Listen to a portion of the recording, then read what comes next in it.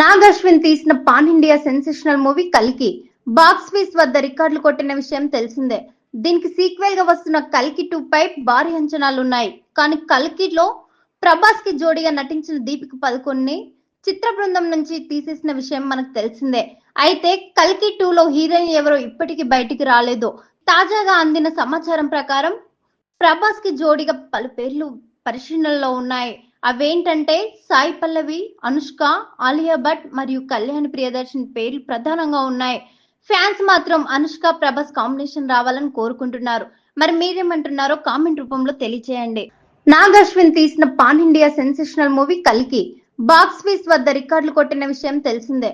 దీనికి సీక్వెల్ గా వస్తున్న కల్కి 2 పై భారీ అంచనాలున్నాయి. కానీ కల్కిలో ప్రభాస్ కి జోడీగా నటించిన దీపిక పదుకొణెని చిత్ర బృందం నుంచి తీసేసిన విషయం మనకు తెలిసిందే.